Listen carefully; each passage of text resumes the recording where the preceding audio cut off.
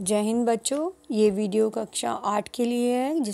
कक्षा 8 आपका भी आज हम कर रहे हैं चैप्टर नंबर 17, जिसका नाम है करमवीर, जो कि हरियोध्या सिंह उपाध्याय हरियोध्या द्वारा लिखित।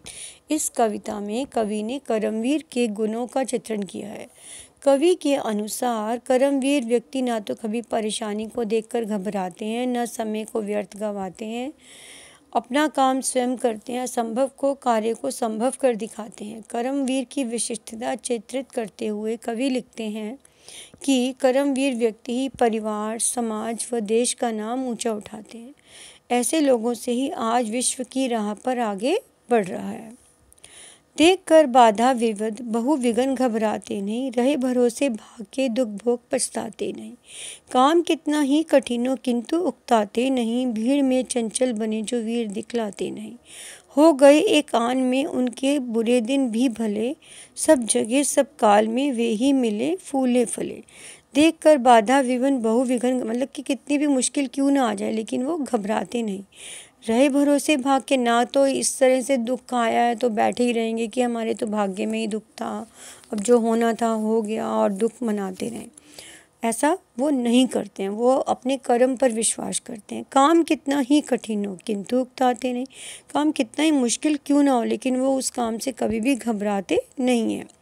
भीड़ में चंचल बने जो वीर दिखलाते नहीं, ये नहीं कि भीड़ में वो ऐसा कुछ दिखाएं कि पता नहीं क्या हो गया, ऐसा कुछ नहीं। वो एक ऐसा व्यक्ति बनते हैं जो बुरे दिनों को भी क्या बनाते हैं, भला बना देते हैं। एक ही काम में वो बुरे दिनों को भी अच्छा बना देते हैं। सब जगह सब काल में वे ही मिले फूल। हर काल, हर व्यक्ति, हर युग में कर्मवीर व्यक्तियों का एक अपना ही स्थान होता है। आज करना है जिसे करते उसे आज ही, जो काम उन्हें आज करना है उसे आज ही करते हैं, ना कि कोई भी काम कल पर छोड़ देते हैं। सोचते कहते हैं जो कुछ कर दिखाते हैं, जो सोच लें जो ठान लें वो उस कार्य को पूरा करके ही रहते हैं। मानते जी की हैं, सुनते हैं सदा सबकी कही, सुनते तो सबकी बातों को हैं, लेकिन करते केवल अपने मन की हैं। जो मदद करते हैं अपनी इस जगत में आप ही, भूल कर वे दूसरों का मुंह कभी तकते नहीं। वो ऐसे व्यक्ति हैं जो स्वयं अपनी मदद करते हैं, वो कभी भी मदद के लिए हाथ नहीं फैलाते और भूल कर भी किसी का मतलब मदद के लिए मुंह नहीं देखते। कौन सा ऐसा काम है जिसे वो कर सकते नहीं, जो कभी अपने समय को यूँ बिताते हैं नहीं, काम करने की जगह बातें बनाते हैं नहीं। आजकल करते हुए जो दिन गंवाते हैं नहीं, यत्न करने में जो कभी चुराते नहीं। बात है वह कौन सी जो होती है उनके लिए, वे नमूना आप बन जाते हैं औरों के लिए। वो कहते हैं वो अपने काम को बातों में नहीं व्यर्थ गंवाते, वो अपने समय को व्यर्थ नहीं गंवाते, उनके लिए समय की सदुपयोगिता होती है। वो अपना हर काम समय पर ही करते हैं और ये नहीं कि काम करने की जगह बातें बनाएं, वो काम की जगह केवल काम ही करते हैं। आजकल कहते हुए दिन गंवाते नहीं, वो ये नहीं कि आज कर लूँ कल कर लूँ, अच्छा परसों कर लेंगे, आज तो संडे है। वो ऐसा कुछ भी सोचकर अपने काम को आगे नहीं करते हैं। यत्न करने में कभी जो जी चुराते हैं नहीं, वो मुश्किल से मुश्किल काम भी हो लेकिन कभी भी कोशिश करने से जी चुराते नहीं हैं। बात है वह कौन सी जो उनकी नहीं, मतलब वो कोई ऐसी बात नहीं है जो वो कर नहीं सकते। वो अपने आप में एक एग्जाम्पल्स बनते हैं लोगों के लिए कि हमें उनके जैसा बनना चाहिए, जैसे कि हमारे महापुरुष हैं। हमें भी उन्हीं की तरह स्ट्रॉन्ग और कर्मशील होना चाहिए हर व्यक्ति को। अब नेक्स्ट पेज करेंगे हम।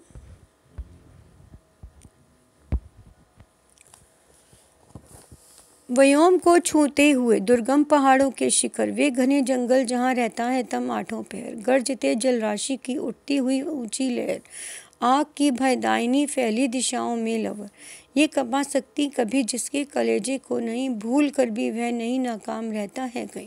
वो कहते हैं व्योम को छूते हुए, मतलब जो पहाड़ ऐसे लगता है कि आसमान को छू रहे हैं, वो उन तक भी पहुंचने में घबराते नहीं हैं। वे घने जंगल जहाँ जाता है तम आठों पे, मतलब ऐसे ऐसे घने जंगल है जहाँ पे सूरज की एक किरण तक नहीं जाती। अगर सवेरा भी होता है तो वहाँ क्या लगता है कि अंधेरा ही अंधेरा है। ऐसे जंगलों में भी वो आसानी से चले जाते थे। गरजते जलराशि की उठती उठती हुई ऊंची लहर आग की भवदायिनी फैली दिशाओं में लो। चाहे गरजते बादल हों, चाहे बरसता पानी हो, चाहे आग की भयदानी हो, यानी कि सूरज की कितनी ही तपश, कितनी ही गर्मी क्यों ना हो, वो उसे कपा नहीं सकती, कभी उसके कलेजे को भूल कर भी नाकाम नहीं बना सकती। अर्थात ना तो बारिश, ना तो धूप, ना तो अंधेरा, ना तो ऊंचे ऊंचे पहाड़, कोई भी उनके कार्य को रोक नहीं सकते। अगर उन्होंने किसी भी कार्य को पूरा करने का जो बीड़ा उठा लिया है, तो वो उस कार्य को जब तक पूरा ना कर लें तब तक उसे छोड़ते नहीं है। चिलचिलाती धूप को जो चांदनी देवे बना, काम पड़ने पर करे जो शेर का भी साथ।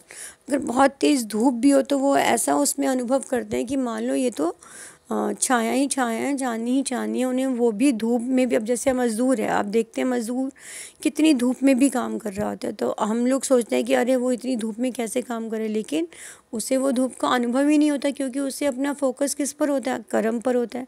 उसे लगता है कि अगर मैं मज़दूरी नहीं करूँगा तो मेरे परिवार का भरण पोषण कैसे होगा, तो उसके लिए वो धूप कोई मायने नहीं रखती। एक रिक्शे वाला है, एक मज़दूर है, कोई भी व्यक्ति काम करने वाला है, तो उसके लिए धूप या गर्मी या बारिश या ठंड कोई मायने नहीं रखती। उसका मकसद केवल क्या होता है कि उसे अपने परिवार के लिए काम करना है या अपने लिए काम करना है या देश के लिए। आपके सैनिक हैं, वो चिलचिलाती धूप में भी खड़े होते हैं, तेज़ बर्फ़ में भी खड़े होते हैं, बारिश में भी खड़े होते हैं, किस लिए कि अपने देश के प्रहरी हैं, तो हमें अपने देश की रक्षा करनी है। हम अपने घरों में सुरक्षित रह पाते हैं किसके दम पर, इन्हीं सोल्जर्स के दम पे रह पाते हैं कि वो सोल्जर्स वहाँ पर हमारी रक्षा के लिए सदैव तैनात रहते हैं, जो कि हंस हंस कर चबा लेते हैं लोहे के भी मुक्त। काम पड़ने पर वो शेर का भी सामना, अगर कोई मुश्किल से मुश्किल काम भी क्यों ना आ जाए, वो उसका भी सामना करते हैं। लोहे के चने जमाने मतलब मुश्किल से मुश्किल कार्य को भी आसानी से कर लेना, उनके लिए कोई भी कार्य कठिन नहीं है अगर वो मन में ठान लें। कोस कितने ही चलें पर वे कभी थकते नहीं, कौन सी ऐसी गांठ है जिसको वो खोल सकते नहीं। वो कितने ही कोस क्यों ना चलें, लेकिन वो कभी थकते नहीं, और ऐसा कोई भी काम नहीं है जिसे वो पूरा नहीं कर सकते।